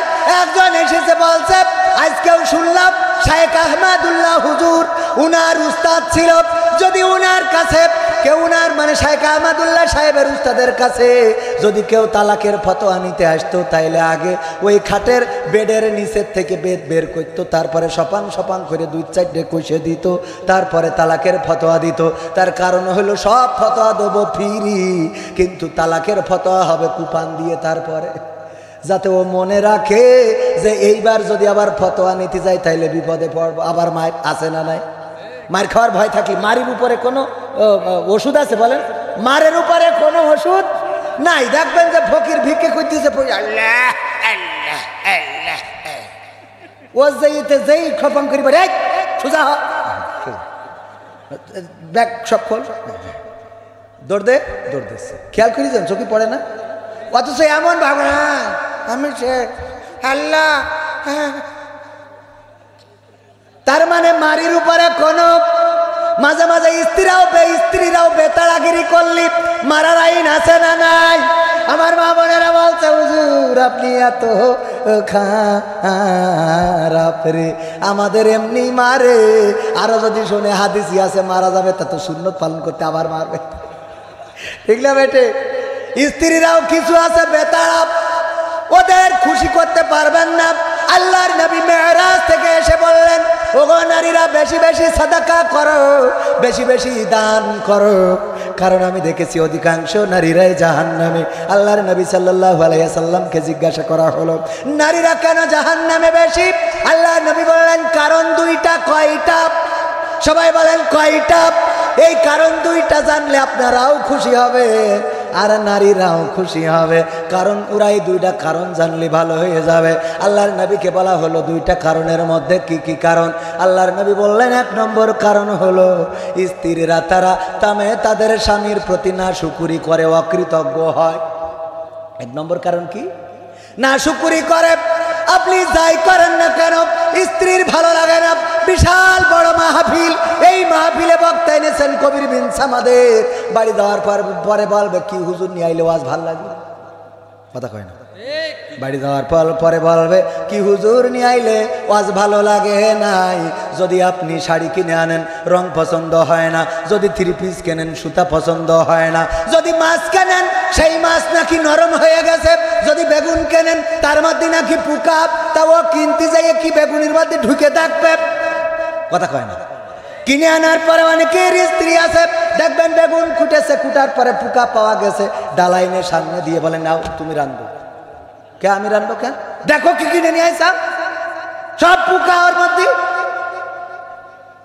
চেয়ারম্যান গেল বাজারে শ্যামনগরে, হঠাৎ করে বলছে আনিসুজ্জামান সাহেব, একজন হাত তুসো করি, আপনার জন্য এই একটা ওল রেখে দিয়েছি 1 মাস ধরে, 1 মাস ধরে আপনার জন্য এই ওলটা বিশেষ ওল, একজনের কাছ থেকে নিয়ে কারোর কাছে বেশি নি, মানে আসলে বিক্রি হয়নি, ওখানে কার কাছে বেশি আসলে। কিন্তু অথবা কোনো কচু শুটকো হয়ে গেছে, সেই কচুর চেহারার দিকে তাকাইনোর কায়দা নাই, ওই কচুটা নিয়ে রেখেছে চেয়ারম্যান যেই বাজারে, চেয়ারম্যান সাহেব আপনার জন্য আমি একটা কচু খালি বাড়ি নিয়ে যাই আর নিয়ে আসি, বাড়ি নিয়ে যাই আর নিয়ে আসি। চেয়ারম্যান বলছে এই যে কচু দেখছি শুটকো বেকায়দা অবস্থা, কয়ার আপনি টেনশন করেন না, একদম আমার বাড়ির পাশে ঘরের গায়ের তাউদ্দুল্লাহ ভাই ছেলের নানার নাম আমার শ্বশুরের একজনের বাড়ির কচু, আপনি নিয়ে যান দুশ্চিন্তা মুক্ত, এই কচু নিয়ে যাবেন, আপনি কাইলে এসে আমার আবার খোঁজ করবেন। বলছে কেজি কত? কয় আপনি টাকার কথা হিসেব করেন, আমি আপনার এমনি দিচ্ছি প্যাকেট প্যাকেট ফাঁক করে দিয়ে কয় দেন 200, যার দাম 50 টাকা না 200। চেয়ারম্যান চক্ষু লজ্জায় দিয়ে বাড়ি এনেছে। ওই কচু রান্না করার পরে বেগম সাহেব কচু থেকে গাল চুলকবে, ওতে যে চিংড়ি মাছ দিল তা খালু চুল করছে। এইবার চেয়ারম্যানের ধরিছে কিনি চাও কি, আমি রাইতে কি খাওয়া যায়, তোমার ওই চেয়ারম্যানি করে বেড়ানো লাগবে না, একটা কচু কিনতে পারে না, তুমি আমার কৃষির চেয়ারম্যান, বোঝেন নি? তুমি আমার কৃষির চেয়ারম্যান, কাউন্সিলের অবস্থা তাহলে কি এখন বোঝা হয়ে গেল? তোমার মতো চেয়ারম্যান ভোট দিয়েছ কারা, ওরা আর এক বেয়াক্য, মানে স্ত্রী যা মন চায়। আমার আব্বা তোমার সাথে বিয়ে দিয়ে আমার কয়েলটা জ্বালাই দিয়েছে, আমার মন চাই না সংসারটা করি, আগেই 2টা ছেলে পিলে হয়ে গেছে, তাও আমার যোগ্যতা ছিল বিলে হয়ে গেছে না, তোমার জন্য হইতো না, আমি এই ছেলে পিলে 2টো মুখের দিক তাকায় সংসারটা করে যাচ্ছি, এমনি ভাবে যা মনে চাই তা বলে গেল। বলেন চেয়ারম্যানের কি 1 ফোঁটাও দোষ আছে? কথা কয় না, দোষ আছে? চেয়ারম্যানের 1 ফোঁটাও দোষ নাই। এইভাবে কথা শোনা লাগে, আমাদেরও শোনা লাগে, আমরা ঘরের কথা আর না বলি, ইউটিউবাররা লাগাই দেয়, আর ওই দিক বাড়ি যেয়ে বিপদে আমার কাছে চিঠি দিয়েছে, প্রশ্ন দিয়েছে, চিঠি না চিঠি বললে আবার তো ঝামেলা। হুজুর আপনার ভাল লাগে, আমি আপনার বিয়ে করতে চাই, বলেন আপনি কি করবেন? আমার স্ত্রী বলছে সত্যি সত্যি বলো এইটা কিটা, আমি বললাম এখন মাহফিলে অনেক লোক থাকে, মাহফিলের আমি কি করে পাবো, বলছে তোমার ওয়াজ করতেই জাতি দেবে না, বলো সত্যি কিছু গাছক আছে না নাই, একটু সহ্য না করি পারা যায়? ও আমার ভাইরা, এই ইউটিউবাররাও আর এক বিপদে ফেলে দেয়। যাই হোক ওই সব কথা বাদ দিলাম, দোষ তো আমাদের থাকে না, আমাদের মাইন্ডের সমস্যা। কিসের সমস্যা? পুলিশ সম্বন্ধে, পুলিশ যদি মারা যায় অনেকেই আলহামদুলিল্লাহ লেখা আছে না নাই, এইগুলো কি লেখা যাবে? না, লেখা যাবে না। কয়েকদিন আগে 2-4 দিন আগেও মাহফিল করে যাওয়ার পথে আমার পুলিশ ভাইদের সাথে দেখা, যে হোটেলে খাইতে ঢুকলাম, কিছু ক্যামেরাম্যান ইউটিউবারদের খাওয়াবো, ওখানে আমার ভাইয়েরা এসেছেন প্রশাসনের, তাদের মধ্যে একজন হিন্দুও ছিল, বলতেছে কবির ভাই আমি নামটা না বলি তাইলে আবার তার চাকরিটি টানাটানি পড়তে পারে। হিন্দু পুলিশ অফিসার আমাকে বলতেছে কবির ভাই কি হবে বেঁচে থেকে গানটা একটু বলেন, এটা খুব ভাল লাগে। চিন্তা করেন, হিন্দু মানুষ বলছে কি হবে বেঁচে থেকে, গানটা একটু শোনান। এমন পুলিশ অফিসার রয়েছে যারা রাস্তায় ধরা। আমার কয়েকদিন আগে এক জায়গায় দাঁড় করালো, দাঁড় করানোর পরে কথায় কথায় উনি ফোনটা বের করেছে, লক খুলেছে, খুললি দেখি ইউটিউবে সাইদি সাহেবের রস শুনছিল। আমি বললাম আপনি নিজেই সাইদি রস শুনছেন, আবার আমরা উনার পক্ষে কথা বললি, হ্যাঁ রে, ঠিক না বেটে? আমরা বললি দোষ আর আপনারা করলি, নিজের বেলায় কুরু কুরু, অন্যের বেলায় মাকরু। আমাদের দৃষ্টিভঙ্গির সমস্যা আছে না নাই? ভাইয়ারা আমার, প্রশাসনের কথা একটু আমাকে বললো ভাই পজিটিভলি বলবেন, কিছু কথা বলবেন। আমরা রাত জেগে কষ্ট করি, পাহারা দিই, মানুষের সম্পদ, মানুষের দেব, মানুষের আজকে আইন শৃঙ্খলা সুন্দর রাখার জন্য কত কষ্ট করি। আমি দৃষ্টিভঙ্গি বদলানোর জন্য একটা ঘটনা না বললে হবে না। আপনার শ্যামনগরের একজন গরিব মানুষ মিস্টার মকসেদ মিয়া ওর ব্যাটারি, ভ্যানের ব্যাটারি নষ্ট হয়ে গেছে। ও চিঠি লিখেছে মানুষের কাছে, চেয়ারম্যানের কাছে গেছে, বলেছে মাহফিলে 1 লাখ টাকা দিচ্ছে, আমার এত টাকা নেই। উনার কাছে গেছে, বলছে দিতে পারবো না। পীর সাহেবের কাছে গেছে, কয় আমার বড় অভাব যাচ্ছে। এরপরে দেখলো কেউ তো নেই, আল্লাহর কাছে চিঠি লিখেছে, আল্লাহ তুমি আমার 40,000 টাকার ব্যবস্থা করে দাও, আমার ভ্যানের ব্যাটারি পাল্টাতে হবে, কেউ আমার সহযোগিতা করেনি, তুমি তো রাজ্জাক, তোমার কাছে রিজিকের অভাব নেই। ইতি মকসেদ আলী বলে চিঠিটা লিখে একটা বেলুনি গ্যাস ভরিতে উড়াই দিয়েছে। পাশে ছিল থানা, বড় বড় গাছ, থানার ওই গাছে বেঁধে ওইটা পড়েছে। থানায় একজন পুলিশের অফিসার বা একজন পুলিশ কর্মকর্তা, সে ওইটা পাওয়ার পরে দেখে মকসেদ তার ঠিকানা লিখে তা আল্লাহর কাছে চিঠি লিখেছে, বিপদে আছি, আল্লাহ তুমি আমার 40,000 টাকার ব্যবস্থা করে দাও। ওই চিঠিটা নিয়ে ওসি সাহেবের কাছে যেয়ে বলছে, ওসি স্যার গো, এই এলাকায় ওই যে শ্যামনগরের জয়নগর ওই জায়গায় এই মকসেদ মিয়া খুব বিপদে আছে, ব্যাটারির জন্য আল্লাহর কাছে চিঠি লিখেছে, এই চিঠি তো আল্লাহর কাছে পৌঁছাবে না, কিন্তু আমাদের থানায় তো অন্তত পৌঁছাইয়াছে, কিছু কি করা যায়? বলছে দেখো সবার কাছ থেকে কিছু চাঁদা কালেকশন করো, দেখো কত টাকা ওঠে, তারপরে আমিও কিছু দিবানে। উঠেছে 18,000। ওসি বলল ঠিক আছে আমি আর 2,000 দিলাম, এই নাও 20,000, একটা ফোর্স নিয়ে যাও, নিয়ে যাইয়ে তারপরে দিয়ে আসো। মকসেদের বললো এই 20,000 টাকা দিলাম, আর বাকি 20,000 তার ম্যানেজ করে নীতি বলে আনে, না হয় বাকি বয়কার নীতি বলে আনে, ভ্যান চালায় একভাবে শোধ করে দেবে। পুলিশ যাইয়ে যখন ওই টাকাটা দিয়ে এসে, মকসেদ আলী রে নাও তোমার জন্য আমরা পুলিশেরা 20,000 টাকার ব্যবস্থা করে দিলাম, বাকি 20,000 তুমি জোগাড় করে নিয়ে আনে। ও পরের দিন আবার একটা চিঠি লিখে বেলুনি উড়াই দিয়েছে। ওই চিঠিটাও যাইয়ে থানায় পড়েছে, লেখা রয়েছে আল্লাহ গো তোমার কাছে আমি 40,000 টাকা চাইলাম, তুমি পাঠাইনোর জন্য লোক খুঁজে পেলে না, তুমি পুলিশ দিয়ে পাঠাইছে, ওরা পথের তো অর্ধেক ঝাড়ি খেয়ে অর্ধেক দিয়ে গেছে। সহ্য না করে পারবেন? আসলে কি ঘটনা এটা ছিল না, এটা ছিল না। এই জন্য দৃষ্টিভঙ্গি বদলানোর দরকার আছে না নাই? কষ্ট করে টাকা উঠালো প্রশাসনের লোকেরা, আর ওই টাকা দেওয়ার পরে বলছে যে অর্ধেক ঝাড়ি খেয়ে দিয়ে গেছে। সহ্য না করে পারবেন কি? তবে এটা বলারও আবার একটা কারণ আছে, বলবো কারণটা কি? বলবো এইটা বলে তাহলে 2-3টা গান শোনাবো, শুনবেন। এইটা বলি ভাইয়েরা আমার, বর্ডার আমাদের বেনাপোল বর্ডার, মিস্টার বল্টু বর্ডার দিয়ে বাইসাইকেলে করে বালু নিয়ে আসছে। বর্ডারে ধরি বলছে এই বল্টু তোর বাইসাইকেলে কি পাচার করতেছিস? কয় স্যার বালু স্যার। কয় কিসের বালু? চেক করবে বর্ডার দিয়ে কেউ বালু পাচার করে, চেক করে দেখে না বালু ছেড়ে দিয়েছে। এরপরে আবার দ্বিতীয় দিন দেখে আবার নিয়ে আসছে, বলছে সাইকেলে কি পাচার করিস? স্যার বালু স্যার। কই চেক করে দেখি, চেক করে দেখে বালু। আবার তৃতীয় দিন আবার নিয়ে আসছে, বল্টু তুই সাইকেলে করে ভারত থেকে কি পাচার করিস রে?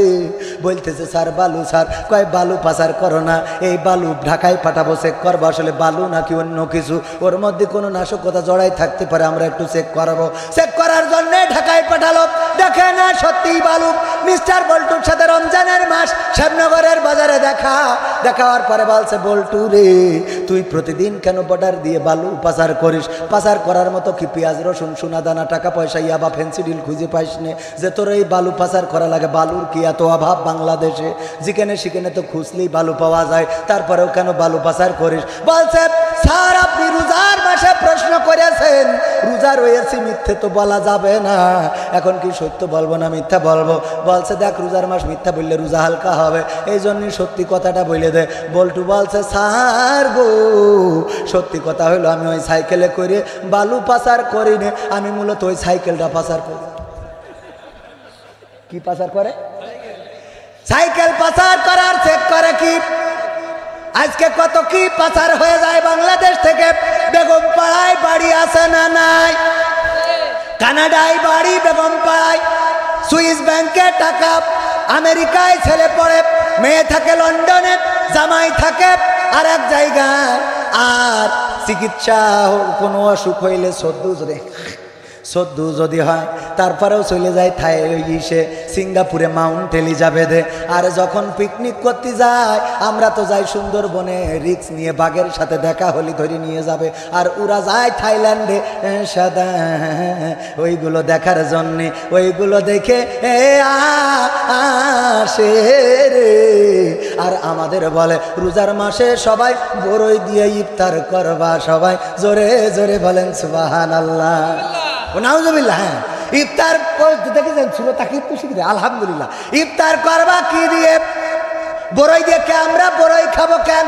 যেই দেশে মেট্রো রেল হয়, যেই দেশে পদ্মা সেতু হয়, যেই দেশে 6 লেন হয়, যেই দেশে এক্সপ্রেসওয়ে হয়, যেই দেশে টানেল হয়, যেই দেশে এত উন্নয়ন, লোডশেডিং নাই, সেই দেশে তুমি আমাদের বড়ই খাতি বলবা? তুমি তো সরকারের দুশ্মন। সরকারের উন্নয়নকে তুমি মিলান করে দিয়েছো, বলেন ঠিক না বেঠি? সরকারের উন্নয়ন মিলান করে দিয়েছো। আমরা এত করি। আমি বলেছি কিসের বড়ই? বড়ই তো আমরা ইফতারের সময় আমরা খেজুর খাবো, শুধু তাই না সাহরির সময় খাবো, প্রয়োজনে জহরের আজান দিয়ে আবার খাবো। জহরের আজান দিয়ে তো খাওয়া যায়। আমার চেয়ারম্যান সাহেবের চোখে ঘুম, কারণ প্রতিদিন অনেক ব্যস্ততা, অনেক কাজ। ওই প্রথম যে কথাটা বলছিলাম, ওই যে হাদিসের বাণী, আল্লাহর নবী বললেন নারীরা কি হয় মনে নেই? স্বামীর প্রতি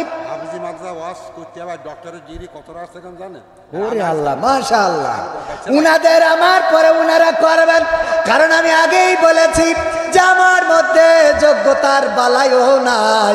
সুর দিয়ে বললেই খালি মনে করবেন না যে হুজুর ভালো ওয়াজ করে গেল।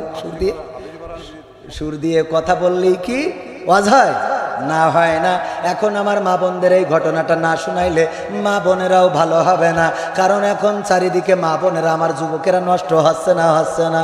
আজকালকের ছেলেরা বই নিয়ে আর বসে না, ও বাবা গুগলে সার্চ করিয়া পড়ে। ওরে কালের মেয়েরা কোরআন হাদিস ধরে না, আমার শ্যামনগরের মা বোনেরা কোরআন হাদিস পড়ে না। ও আল্লাহ, বুরকা পরে টিকটকে ভিডিও ওরা করে। ঠিক না বেঠে? এই যুবকরা কথা কয় না কেন? ঠিক না বেঠে? আজকালকের ছেলেরা বই নিয়ে আর বসে না, গুগলে সার্চ করিয়া পড়ে। আগের সময় প্রেম করিলে পীর সাহেব বলতো পাইছ কি, এখন বলে শখ করিয়া বাবু তুমি খাইছ কি? বাবু বুড়ো ধাড়ি হয়ে গেছে, ডাকে বাবু। আর আগের সময় আমার এক দাদার নাম ছিল মান্দার। আমার একজন দাদার নাম ছিল মান্দার আলী। মান্দার বোঝেন? পাপড়া গাছ। এই গাছটারে আমাদের এলাকায় বলে মান্দার গাছ। এখন ওই মান্দার গাছ বলবে, কিন্তু আমার ওই দাদি মান্দার গাছ এটা তো বলতে পারবে না। বলছে ওই সিদ্দিকির দাদার ওখানতে পেড়িয়ে নিয়ে। মানে সিদ্দিকির দাদার নাম ছিল মান্দার, আমাদের দাদা আর কি নাম ছিল কি মান্দার। মান্দার তো বোঝেন না, আপনারা বোঝার কথা। মান্দার গাছ বোঝেন না? বলছে সিদ্দিকির দাদা ওই গাছ থেকে পেড়ে নিয়ে আয়। কি তুলো পেড়ে নিয়ে আয়। তা সিদ্দিকির দাদা গাছটা কি করে পারবো? বলছে কে সিদ্দিকির দাদা গাছ বুঝিস না? তা কি সিদ্দিকির দাদা গাছ? আমি তো আমার মাথায় ধরতেছে না। সে দাদিও মারা গেছে, দাদাও মারা গেছে, আমার মাথায় ধরতেছে না। আমাদের এক চাষি এসে বলছে কেন বুঝাও না? ওই মান্দার মোড়লের কথা বলতেছে যে পাপড়া গাছ মান্দার গাছ ওই নাম ধরে না। দেখেন দাদিরা মান্দার গাছ এইটাও বলে নাই। সিদ্দিকের দাদা কত সম্মান করতো, আর এখন এরপরে সম্মান করতে হয়ে গেল নাম ধরে ডাকে, এই কবির এদিকে আসো। আরে কবির তুমি খাবে না? না খাবে না। কবির খাবে না, পাকা মুখ থাকা।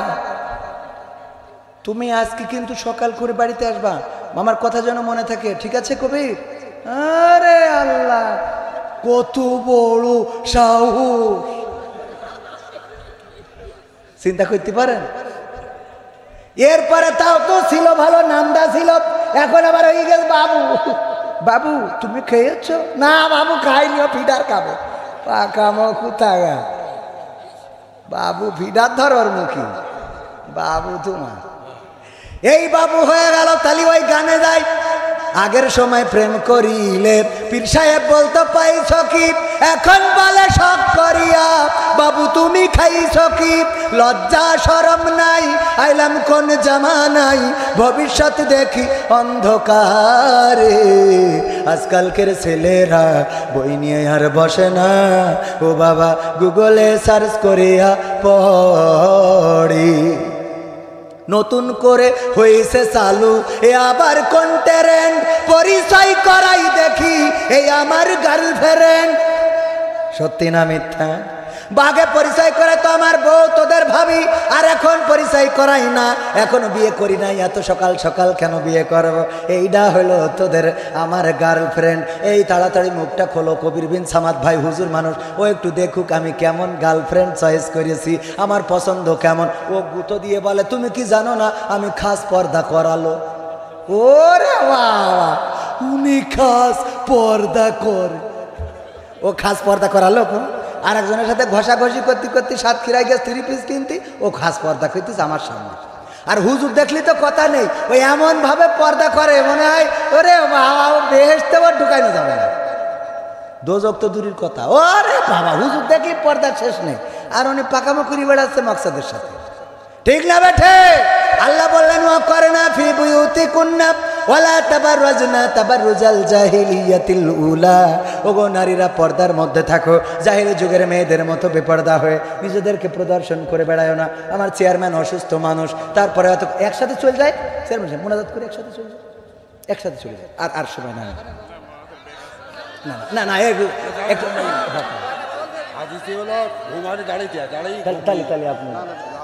আপনার কষ্ট নেই। আমি তো সে মাহফিল এখনো শুরু করিনি, সে পোস্টার করে।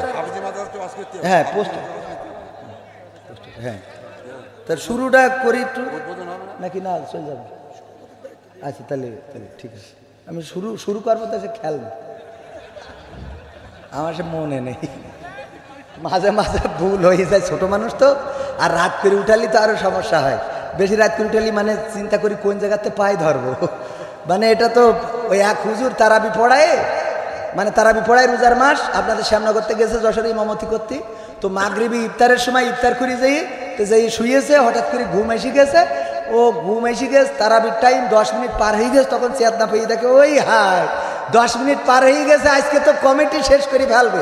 তাড়াতাড়ি আড়াই ছিল, পাঞ্জাবি ঘাড়ে দিয়েতে মসজিদে দৌড়। মসজিদে যাওয়ার পরে সভাপতি তো খেপে গেছে, সভাপতি ইমাম সাহেব এত দেরি হলো কাট। বলছে হুজুর এই সভাপতি সাহেব আমি একটু ওই ইফতারের পরে শুয়েছি, ঘুম এসে গেছে, টের পাইনি, একটু দেরি হয়ে গেছে। আমরা আলিফ লাইলা দেখবো, তখন আলিফ লাইলার সময় ছিল, আলিফ লাইলা দেখবো। বলছে অসুবিধা নেই, আমি একটু টানাই দেবো না।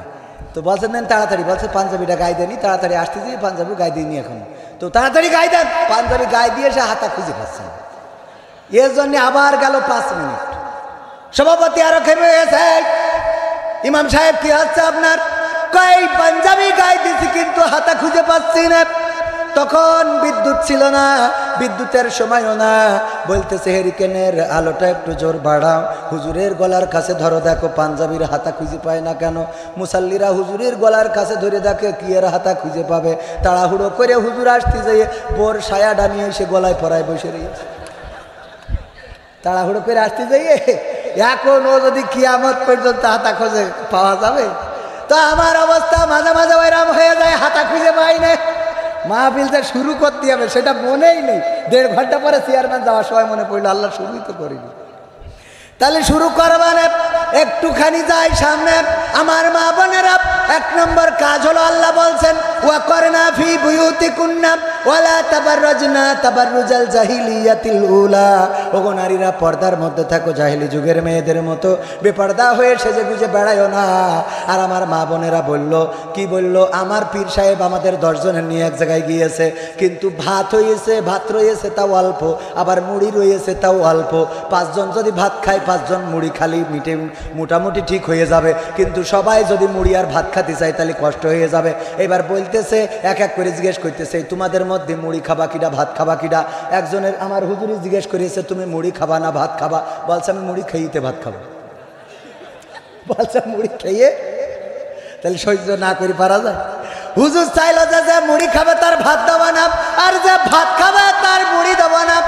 আল্লাহ বললেন, ওগো নারীরা তোমরা পর্দার মধ্যে থাকো, সেজে গুজে নিজেদেরকে প্রদর্শন করে বেড়ায়ও না। নারীরা বলল, আল্লাহ পর্দাও করবো, সাজুগুজু করবো, পাশাপাশি আবার টিকটকেও ভিডিও করে মানুষদের দেখাবো। বুঝতে পারিছেন? মানে মুড়ি খেয়ে ভাত খাবে, বুরকা পরে টিকটক করবে। বুরখা পরে প্রেম করার আল্লাহর ওলি আছে না নাই? প্রেম করে বুরখাওয়ালা। এখন তো বুরখা ছাড়া পাওয়াই যায় না, এই বুরখা পরে অশ্লীলতা করে বেড়ায়। বুরখা যারা পরে না তাদের তো একটু লজ্জা আছে, বাজারের পথে যদি যায় তাহলে পীর সাহেব দেখে চিনে ফেলতে পারে, কিন্তু বুরখা যে পরেছে ও চিন্তা করে কেউ তো আমার চেনবে না, তাহলে চলো।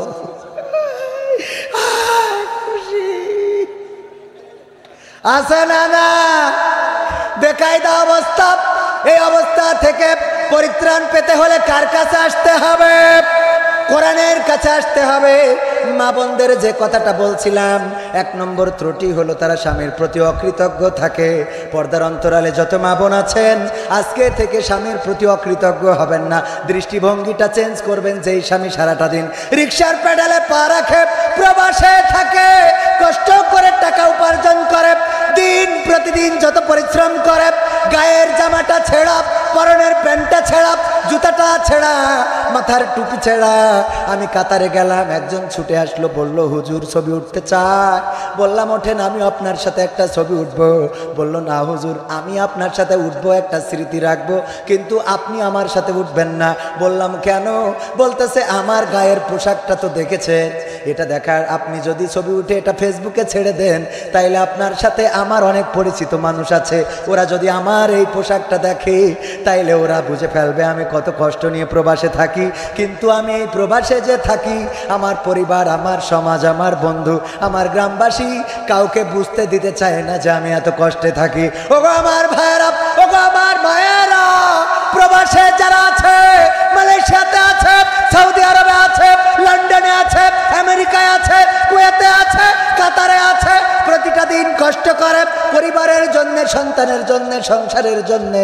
আর আপনি ওই টাকাগুলো নিয়ে কাগজের মতো করে উড়াইয়ে বেড়ান। আপনি আপনার স্বামীর প্রতি অবিচার করেন।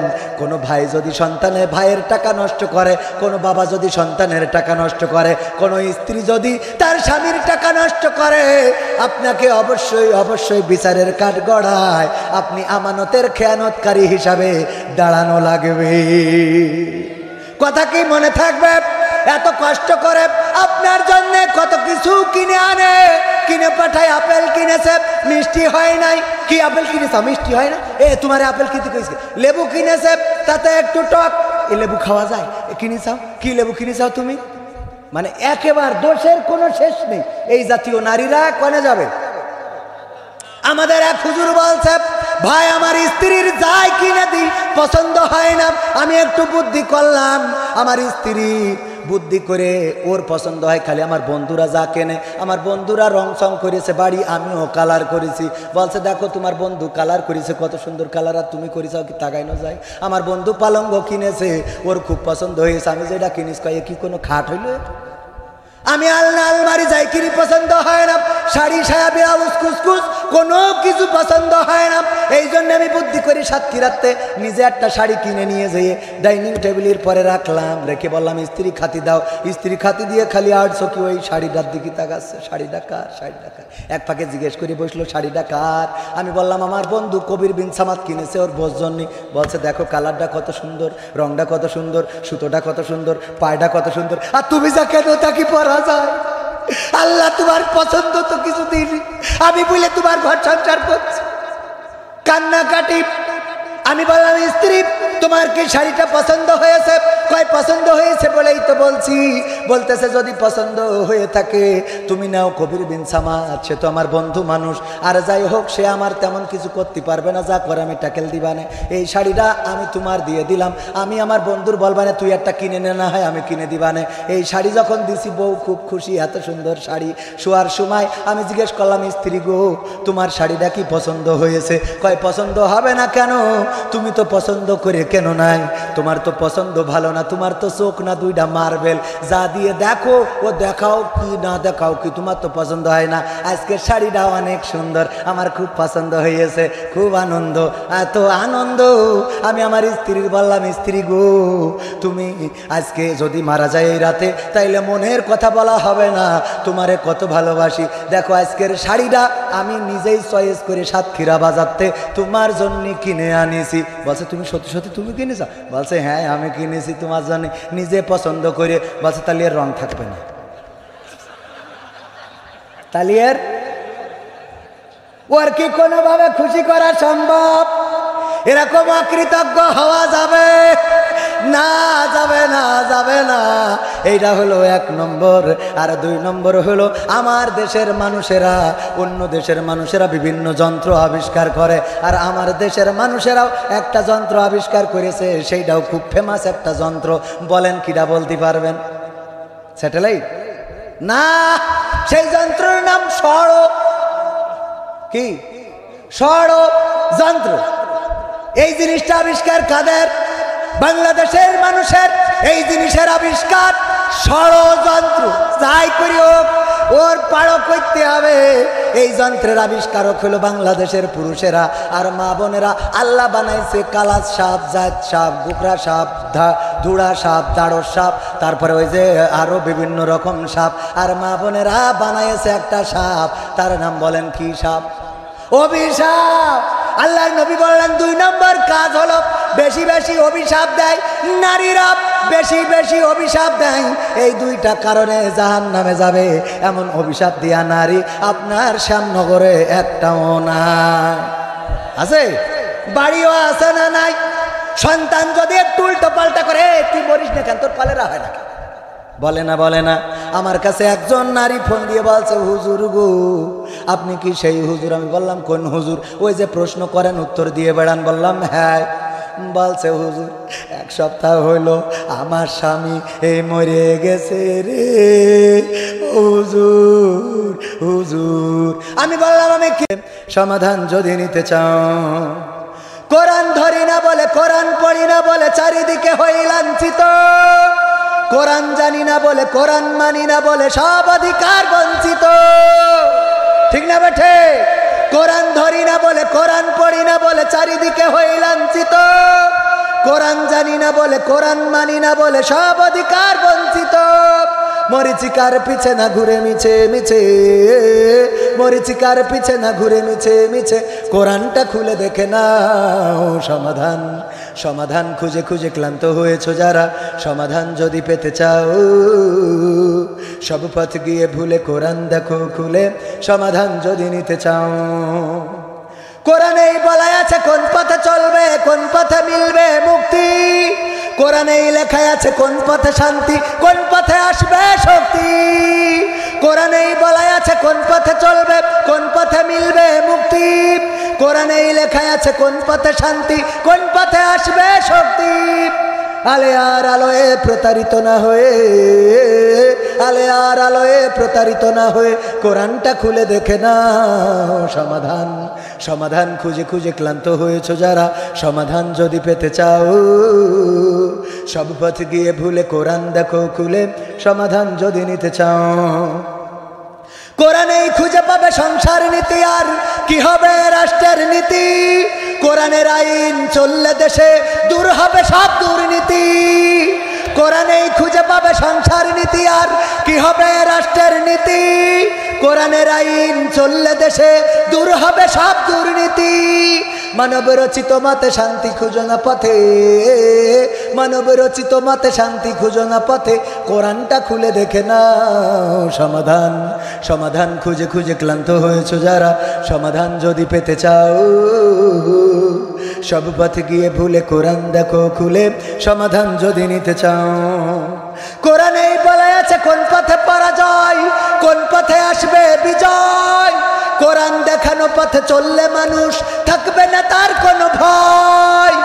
কোরআনেই বলা আছে কোন পথে পরাজয়, কোন পথে আসবে বিজয়, কোরআন দেখানো পথে চললে মানুষ থাকবে না তার কোনো ভয়। দুনিয়ায় আখেরাতে শান্তি পাবে তাতে, দুনিয়া আখেরাতে শান্তি পাবে তাতে।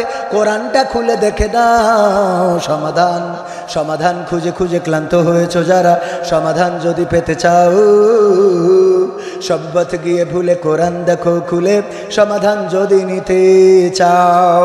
সব সমস্যার সমাধান, আওয়াজ শ্যামনগরের মতো হয় নাই, আরো জোরে বলেন, সব সমস্যার সমাধান। কিন্তু আমাদের সমস্যা হলো কোরআন পড়তে ভালো লাগে, কোরআন শুনতে ভালো লাগে, কোরআন জানতে ভালো লাগে, কোরআন মানতে ভালো লাগে না। ঠিক না বেঠে?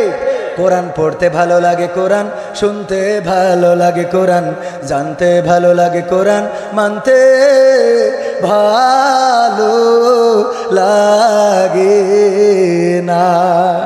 নামাজেতে পড়লে কোরআন মনটা শীতল হয়, কারির তেলাওয়াত শুনিলে প্রাণ জুড়িয়ে যায়। ঠিক না বেঠে? নামাজেতে পড়লে কোরআন মনটা শীতল হয়, কারির তেলাওয়াত শুনিলে প্রাণ জুড়িয়ে যায়। সেই কোরআনের ব্যাখ্যা দিলে কলিজাতে আগুন জ্বলে, সেই কোরআনের ব্যাখ্যা দিলে অন্তরেতে আগুন জ্বলে। বিরোধিতাও চলে কেন তা জানি না। কোরআন পড়তে ভালো লাগে, কোরআন শুনতে ভালো লাগে, কোরআন জানতে ভালো লাগে, কোরআন মানতে ভালো লাগে। কোরআন পড়ে অনেক লোকে শুরু করে দিন, তারাই আবার চাই না দেশে কোরআনের আইন। আছে না নাই? কোরআন পড়ে অনেক লোকে শুরু করে দিন, তারাই আবার চাই না দেশে কোরআনের আইন। এটা যে কেমন নীতি, তাই তো এ দুর্গতি করছে মোদের ক্ষতি কেন তা বুঝি না। কোরআন পড়তে ভালো লাগে, কোরআন শুনতে ভালো লাগে, কোরআন জানতে ভালো লাগে, কোরআন মানতে ভালো লাগে।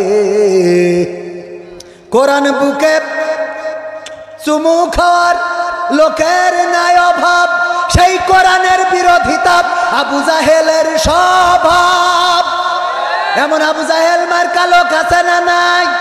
কোরআন বুকে চুমু খাওয়ার লোকের নাই অভাব, সেই কোরআনের বিরোধিতা আবু লাহাবের স্বভাব। মানবা সুবিধা মতো, তাই এই বুকে ক্ষত, দেখলে এমন কিছু সইতে পারি না। কোরআন পড়তে ভালো লাগে, কোরআন শুনতে ভালো লাগে, কোরআন জানতে ভালো লাগে, কোরআন মানতে ভালো লাগে। এমন মানুষ আছে না নাই?